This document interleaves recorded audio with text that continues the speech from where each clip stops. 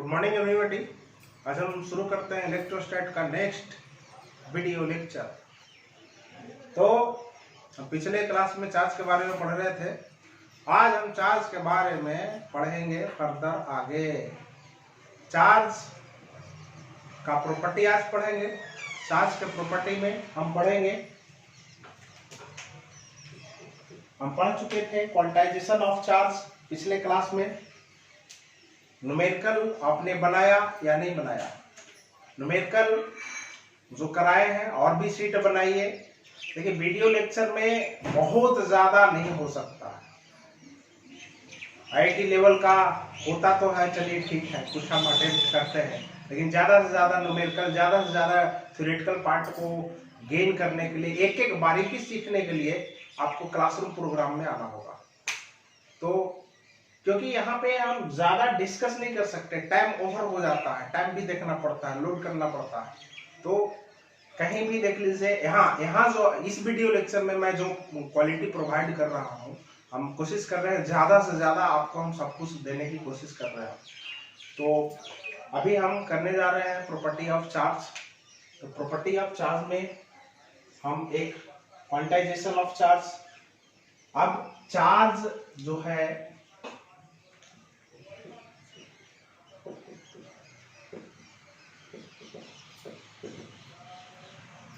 Charge is additive. इसका मतलब क्या हुआ? चार्ज जो है एडिटिव है, या कहने का मतलब ये है कि जो पूरे किसी बॉडी पे जो चार्ज है, वह टोटल चार्ज जो है वह नेगेटिव चार्ज और पॉजिटिव चार्ज दोनों का सम है। टोटल चार्ज, जैसे सुनिए, total charge on a body is algebraic sum of total negative charge and positive charge. मतलब ऑल चार्जेस का अलजेब्रिक सम। जितना नेगेटिव चार्ज है उसको नेगेटिव में कर दीजिए, जितना पॉजिटिव चार्ज है उसको पॉजिटिव में करके ऐड कर दीजिए, वही टोटल चार्ज हो गया किसी भी बॉडी पे या किसी आइसोलेटेड सिस्टम। अब आइसोलेटेड सिस्टम क्या है? जैसे यह एक बाउंड्री है, बाउंड्री के अंदर कुछ भी नहीं आ सकता, इवन एक हवा तक नहीं। मतलब जो कंसीडरेशन में है इसी में रहेगा, इसके बाद का चीज हम नहीं देखेंगे। इस पे क्या क्या चीज है, इसके अंदर क्या है, उसी को हम देखेंगे। मतलब इवन एक पार्टिकल भी नहीं अंदर आ सकता, तो इसको हम कहते हैं आइसोलेटेड सिस्टम। तो किसी आइसोलेटेड सिस्टम में, जैसे हम किसी बॉडी को हम देख रहे हैं, ये बॉडी को देख रहे हैं, इसको एक सिस्टम अगर मानते हैं तो इसका मतलब ये है कि बाहर से इस पे पार्टिकल जो आकर के पड़ रहा है उसको हम नहीं, उसको रोकते हैं, हम उसको नहीं लेंगे। नहीं इधर से कोई पार्टिकल निकलेगा, नहीं बाहर से कोई पार्टिकल इसके साथ ऐड होगा, तब इसको हम कहेंगे आइसोलेटेड सिस्टम। तो किसी आइसोलेटेड सिस्टम में या किसी बॉडी में, जैसे हम सिस्टम ने दो ऑब्जेक्ट का, ये ऑब्जेक्ट है, ये ऑब्जेक्ट है, इसको सिस्टम ने, इसका मतलब कि इधर जो ऑब्जेक्ट है उससे हमको कोई लेना देना नहीं है।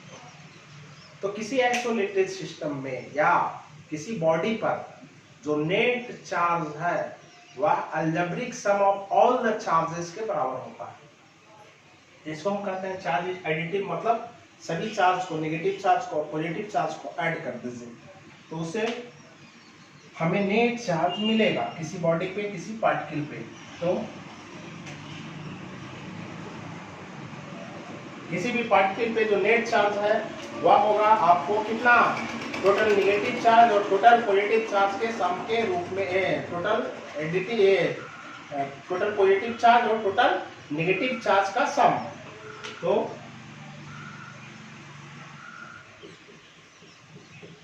Net charge on any body is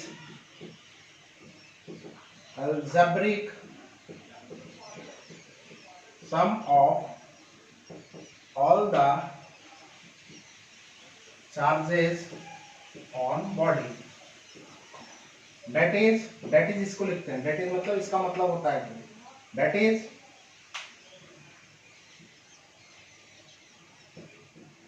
sum of negative charge and positive charge. अब यहाँ पे देख लीजिए, जैसे हम उदाहरण दे रहे हैं, सिंपल सा उदाहरण, ज्यादा कुछ नहीं। 3 कूलम है, 4 कूलम है, -2 कूलम है, 5 कूलम है। तो टोटल जो चार्ज हो जाएगा Q इसका 3 + 4 + 5, और माइनस वाला को अलग रख दीजिए, -2, इतना कूलम। तो ये हो जाएगा आपको कितना, 10 कूलम, इस प्रकार से। तो total algebraic sum of all the charges on the body, ठीक है, और आइसोलेटेड सिस्टम। मान लीजिए कि कोई भी बॉडी पे Np क्या है, या N1 कर लीजिए, N1 प्रोटॉन है, कितना है, N1 प्रोटॉन है, N2 क्या है, इलेक्ट्रॉन है। तो N1 प्रोटॉन पे जो चार्ज होगा वो कितना होगा, N1e का वैल्यू कितना, मान लिया 2 है, 2 प्रोटॉन है, तो 2e हो जाएगा। e का वैल्यू कितना, 1.6 × 10⁻⁻19 कूलम। कितना हो जाएगा जी, N1 × 1.6 × 10⁻⁻19 coulomb. E electronic charge, N2e, यही होगा ना, N2 है इलेक्ट्रॉन, तो इस पे कौन सा चार्ज हो जाएगा, नेगेटिव चार्ज। तो टोटल चार्ज कितना हो जाएगा,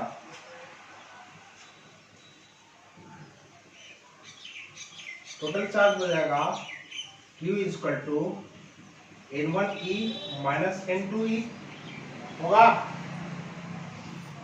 ये है आपका Q = N1e - N2e। तो किसी भी पार्टिकल पे जो नेट चार्ज है वह N1e - N2e होगा। अब यहाँ पे N1 और N2 क्या है, N1 है number of protons in particle, N2 क्या है, नंबर ऑफ इलेक्ट्रॉन्स। क्लियर है, तो नंबर ऑफ प्रोटॉन्स और नंबर ऑफ इलेक्ट्रॉन्स। अब यहाँ पे देखें कि अगर Q 0 रहेगा, मतलब न्यूट्रल रहेगा, तो देख लीजिए इसका स्पेसिफिक केस को आप देखिए।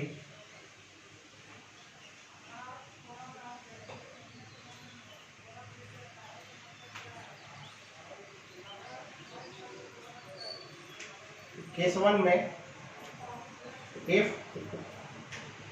बॉडी इज न्यूट्रल, न्यूट्रल है तो इसका मतलब Q = कितना, 0, that imply N1e - N2e = 0, that imply N1 = N2 आ जाएगा।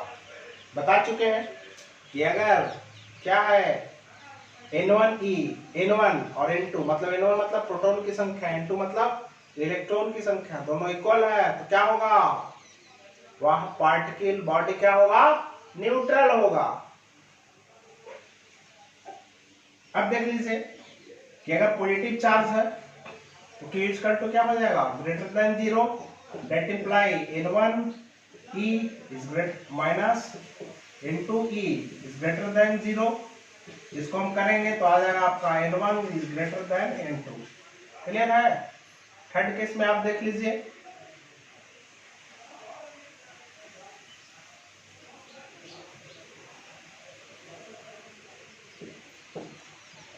अगर Q नेगेटिव चार्ज है तो Q < 0, that imply N1e - N2e < 0। क्या इंप्लाई करेगा, N1 is less than N2, मतलब प्रोटॉनों की संख्या कम, इलेक्ट्रॉनों की संख्या ज्यादा। ये हम बता चुके हैं, डब्बा जो बनाए थे याद है, बोलिए, डब्बा में बताए थे, वहां Np था और Ne था, Ne और Np equal neutral, Ne is greater than Np, negative charge, Ne is less than Np, positive charge, बताए थे। इस पे आधारित बहुत सारे क्वेश्चन हैं, ठीक है, सब तो यहाँ पे कराया नहीं जा सकता बच्चों। अब देखते हैं, पढ़ते हैं conservation of charge, conservation of charge.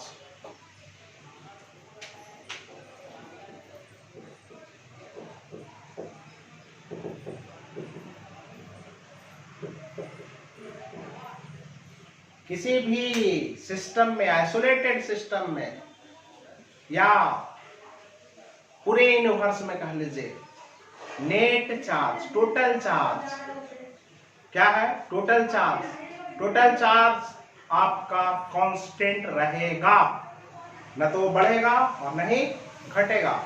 Net charge in inverse या इन आइसोलेटेड सिस्टम इज कांस्टेंट, यही है। अब इसका मतलब क्या हुआ, पहले हम इसको पढ़ेंगे। न तो चार्ज का हम निर्माण कर सकते हैं, न ही चार्ज को डिस्ट्रॉय कर सकते हैं। नेट चार्ज पूरे यूनिवर्स में या किसी आइसोलेटेड सिस्टम में वह क्या रहता है? कांस्टेंट रहता है, बदलता नहीं है। तो net charge in any isolated system और इन यूनिवर्स इज कांस्टेंट, तो बदलता नहीं है। पूरे यूनिवर्स में या किसी आइसोलेटेड सिस्टम में क्या है जी? कांस्टेंट रहेगा। अब देख लीजिए इसका मतलब क्या हुआ। जैसे 12 कूलम था, यहाँ पे 2 पार्टिकल हैं, ये आइसोलेटेड सिस्टम है जी। आइसोलेटेड सिस्टम मतलब बाहरी सराउंडिंग से इसको कोई मतलब नहीं है, जो है इसके अंदर कुछ ना आ सकता है, नहीं जा सकता है। जैसे देख लीजिए यहाँ एक ए है और बी है, ठीक है। इतना बड़ा नहीं, छोटा छोटा चार्ज रख लीजिए। इसको हम कर लें 4.8 इंटू 10 का पावर -19 कूलम। और एक बी है, बी पार्टिकल, 2 पार्टिकल है। इस पार्टिकल पे इतना चार्ज है और बी पार्टिकल पे कितना चार्ज है, इसको कर ले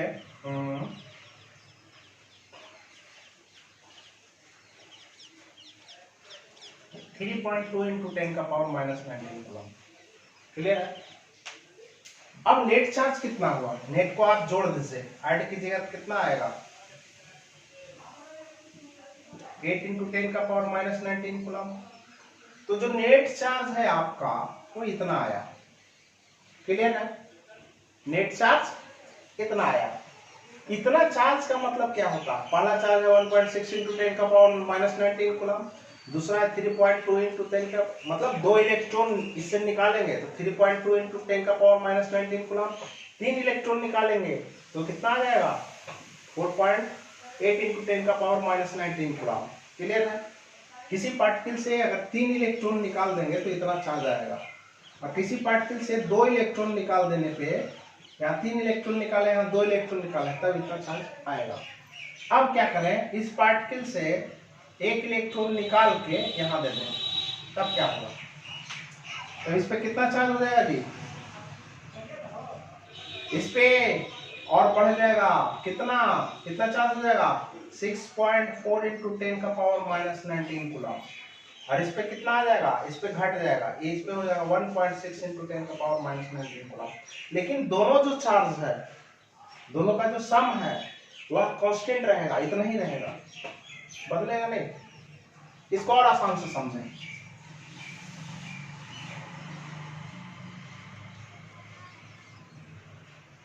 यहाँ पे कोई ए व्यक्ति है, यहाँ पे बी व्यक्ति है, ठीक है। इसके यहाँ है 100 रुपया, इसके यहाँ है 300 रुपया, और इधर कोई सी व्यक्ति है, इसके यहाँ है 500 रुपया। ये दोनों का टोटल चार्ज है कितना? 400 रुपया चार्ज कर रहे हैं। टोटल रुपया है कितना? 400 रुपया।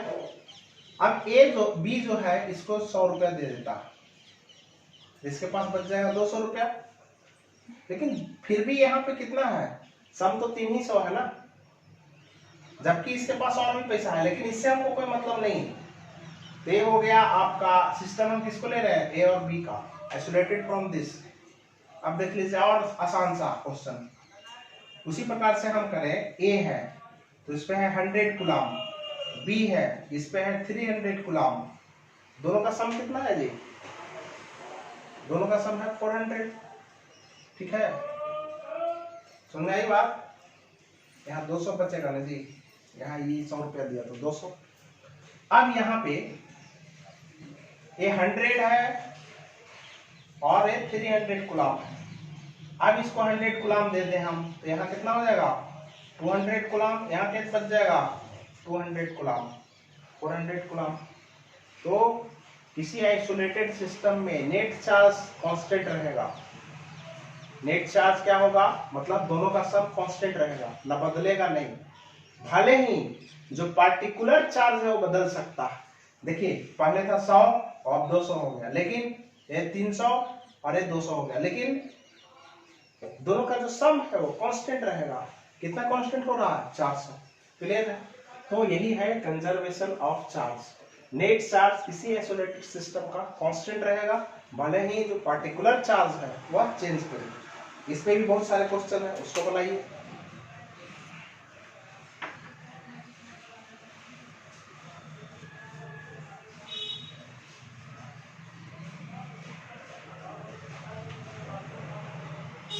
अब एक टॉपिक है,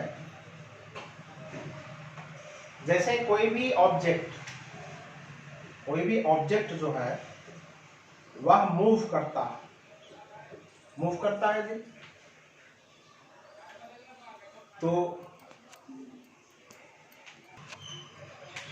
तो मूव करता है ये, तो मान लिया इसका मास है m0, मूव करता है v वेलोसिटी से।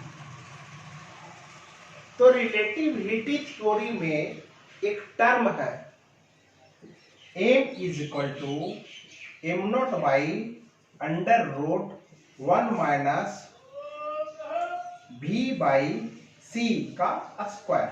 ये अब इसका मतलब क्या हुआ, ये है क्या, यह है ऑब्जेक्ट का रेस्ट मास। क्या है जी, रेस्ट मास। और यह जो v है वह है वेलोसिटी ऑफ ऑब्जेक्ट, और ये जो c है वह है आपका वेलोसिटी ऑफ लाइट। अब देखिए यहाँ v बढ़ेगा तो m क्या होगा जी, घटेगा या बढ़ेगा, घटेगा या बढ़ेगा। यहाँ v बढ़ेगा तो m घटेगा, v बढ़ेगा तो m घटेगा, बढ़ेगा। अरे v बढ़ रहा है तो m घटेगा कि नहीं घटेगा। तो इसका मतलब है कि जब भी कोई ऑब्जेक्ट है जो मोशन करता तो उसका मास जो है वह क्या होता है, डिक्रीज करता है। और जब कोई भी ऑब्जेक्ट c वेलोसिटी से अप्रोचेस टू c, मतलब उसका वेलोसिटी कितना हो, लाइट के वेलोसिटी के बराबर हो, तो उसका जो मास होगा, रेस्ट मास, वह क्या होगा, यहां से हो जाएगा आपका v बाई सी, ये 1 हो जाएगा, 1 माइनस 1 0, और m0 बाई 0 क्या हो जाएगा, इंफिनिटी हो जाएगा। तो उसका मास जो है वो इंफिनिटी, इतना ज्यादा मास वो हो जाएगा। समझ में आया कि बात। तो यहाँ पे जो चीजें हैं ये इंफिनिटी हो जाएगा, सॉरी ये v बाई सी ये 0 हो जाएगा, m0 बाई 0 क्या हो जाएगा आपको, इंफिनिटी हो जाएगा। तो यहाँ पे मास वेरी करता है, कब, जब कोई भी ऑब्जेक्ट जो है वह मोशन में हो तो उसका मास क्या होता है, वेरी करता है। इसका मतलब मास जो है वेरिएंट है। लेकिन अब इसको हम क्यों बता रहे हैं, पार्टिकल एगो इलेक्ट्रॉन है, एक इलेक्ट्रॉन है, इलेक्ट्रॉन जो है वह मोशन करता है, उसमें बहुत कम मास होता है, बहुत कम मास होता है। अब वो बहुत तेजी से वेलोसिटी करे तब उसका क्या होगा, मास। ये ऑब्जेक्ट अगर मोशन करता है नॉर्मली तो ज्यादा फर्क नहीं पड़ता है, क्योंकि इसका कुछ ना कुछ हैवी मास है। लेकिन यही जब छोटा पार्टिकल हो, इलेक्ट्रॉन हो, तब वो जब मोशन करेगा तब उसके मास में थोड़ा सा भी स्लाइटली भी डिफरेंस आता है, तब उसका असर पड़ेगा। तो ये मास की बात हो गई। लेकिन हमको चार्ज के बारे में पढ़ना है, क्या मोशन के बावजूद चार्ज बदलता है, तो नहीं। चार्ज का जो मैग्नीट्यूड है वो नहीं बदलता है मोशन के साथ में। तो चार्ज जो है इनवेरिएंट है। क्या है, charge is invariant.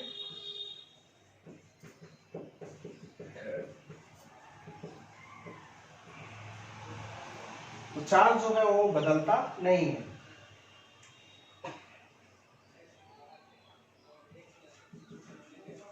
With velocity magnitude of charge not value. ठीक है, इसी को हम क्या कहते हैं, इनवेरिएंट ऑफ चार्ज। क्या कहते हैं, इनवेरिएंट ऑफ चार्ज। तो इस कंसेप्ट से भी कुछ रिलेटेड क्वेश्चन हो सकता है, उसको कीजिए।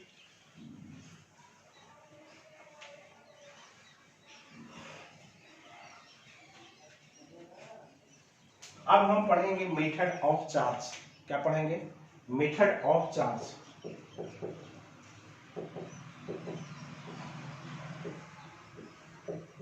तो मेथड ऑफ चार्ज में मतलब कि किसी भी पार्टिकल पे, किसी भी बॉडी पे चार्ज डेवलप कैसे होता है, चार्ज डेवलप कैसे होता है।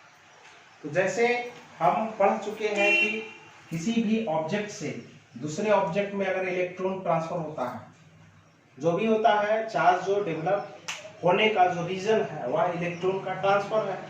जब इलेक्ट्रॉन ट्रांसफर होता है एक ऑब्जेक्ट से दूसरे ऑब्जेक्ट में, तब इसमें इलेक्ट्रॉनों की कमी हो गई तो इसको पॉजिटिव चार्ज, और इसमें इलेक्ट्रॉनों की अधिकता तो क्या हो जाएगा, नेगेटिव चार्ज डेवलप हो जाएगा। अब किसी भी ऑब्जेक्ट को हम रब करते हैं दूसरे ऑब्जेक्ट से,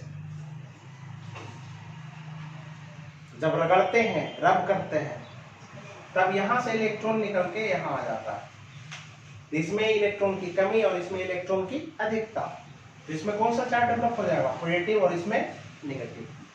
जैसे हम कंघी को हम किससे रगड़ते हैं, हेयर से, या पेन को रगड़िए ना भाई, बहुत के नर्सरी क्लास में खूब कागज है जो चिपका है, नाचता है सर, कागज नाचता है।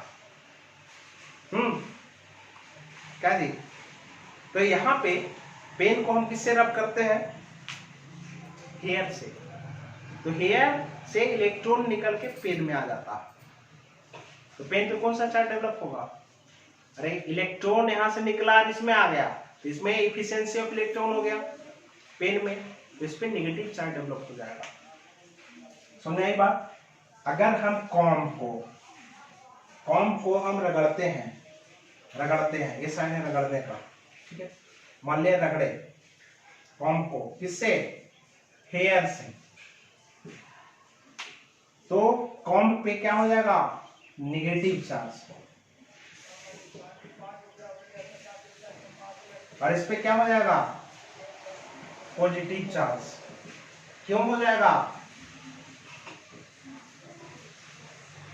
यहां से इलेक्ट्रॉन कहां से ट्रांसफर हो रही है,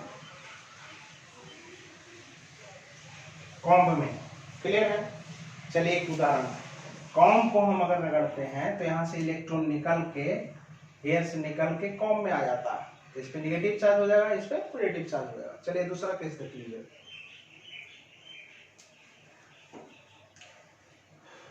ग्लास रॉड है, कौन सा रॉड है, ग्लास रॉड। सिल्क, किसी भी सिल्क, जो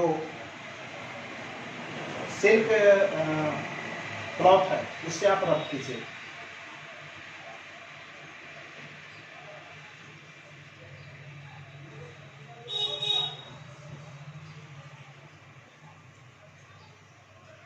तो इस पे पॉजिटिव चार्ज डेवलप हो जाएगा, और इस पे क्या हो जाएगा, नेगेटिव चार्ज डेवलप हो जाएगा।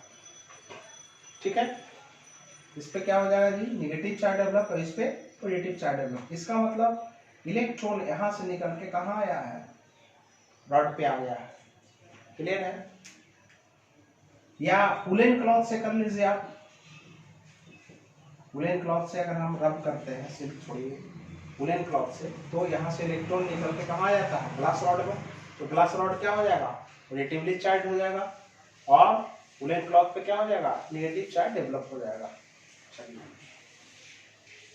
अब यहाँ पे और केसेस देखते हैं।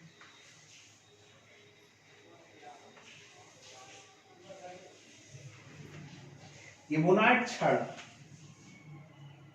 बिल्ली देखो, बिल्ली, कैट, कैट का जो फर है ऊपर जो रेसा रेसा होता है, ठीक है, उससे वो रब कीजिए इबोनाइट छड़ को।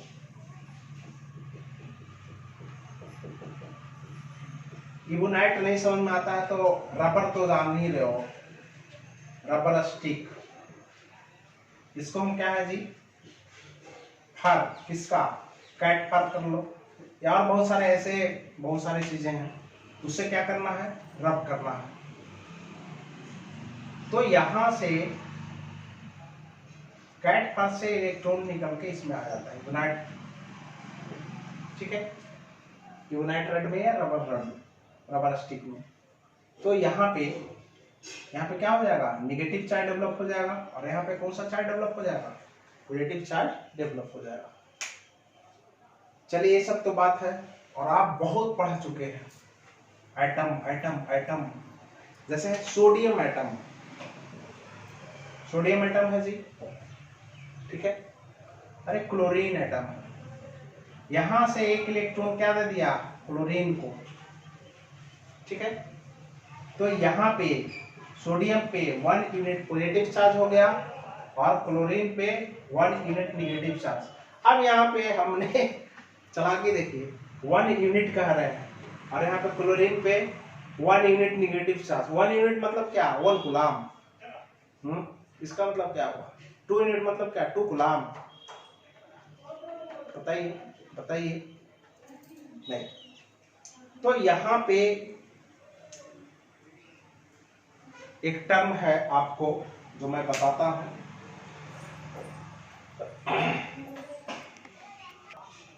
एक टर्म है रिलेटिव चार्ज। क्या है जी, रिलेटिव चार्ज।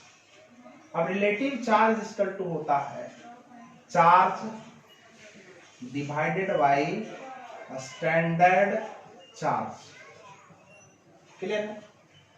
अब यहाँ पे रिलेटिव चार्ज, ये जो 1 यूनिट है वो रिलेटिव चार्ज है, ये जो चार्ज है रिलेटिव चार्ज है। जैसे यहाँ से हम कितने इलेक्ट्रॉन को निकाले हैं, 1 इलेक्ट्रॉन को निकाल के इसको दिए हैं, इस पे कितना चार्ज हो रहा है जी, 1.6 × 10 का पावर -19 कूलम। और इस पे कौन सा चार्ज डेवलप हो रहा है, -1.6 × 10 का पावर -19 कूलम। तो चार्ज जो रियल चार्ज है वो इतना है, रियल चार्ज कितना है, 1.6 × 10 का power -19 coulomb.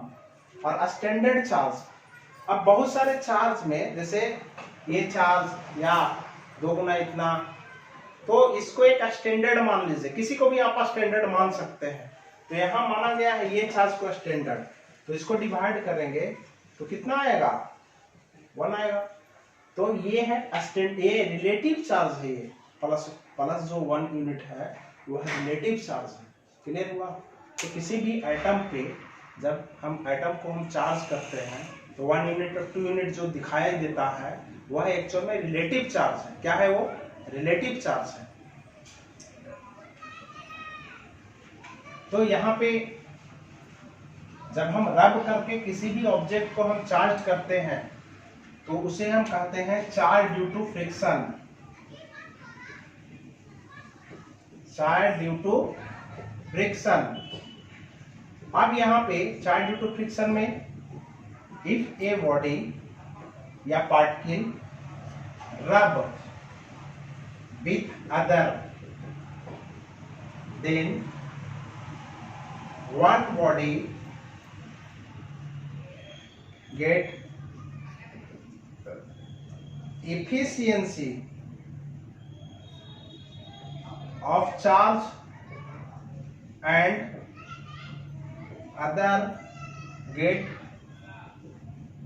deficiency of charge, the body having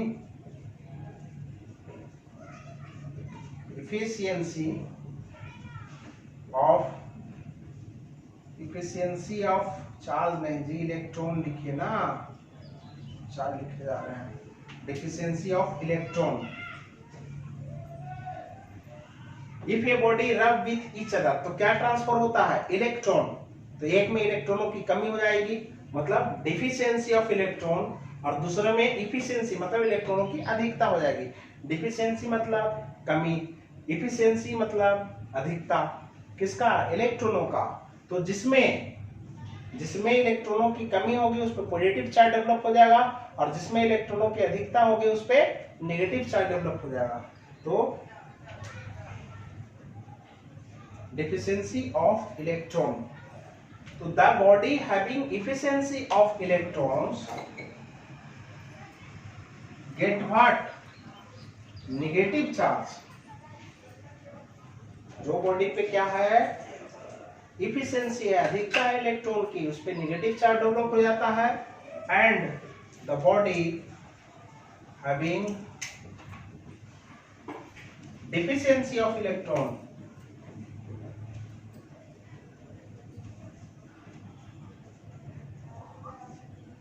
gate positive charge. अभी मैंने बताया कि जब कोई दो बॉडी को हम रगड़ते हैं, रब करते हैं, तो एक से दूसरे पार्ट बॉडी में इलेक्ट्रॉन चला जाता है।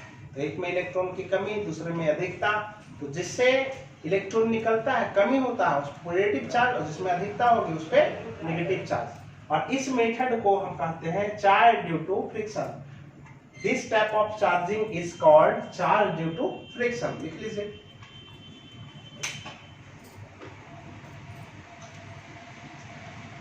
अब अगला टॉपिक है आपको charge due to conduction. Charge due to conduction, charge due to conduction. देखिए तो कितना मिनट हुआ है, कितना मिनट हुआ, 32। अब यहाँ पे चार्ज ड्यू टू कंडक्शन क्या है?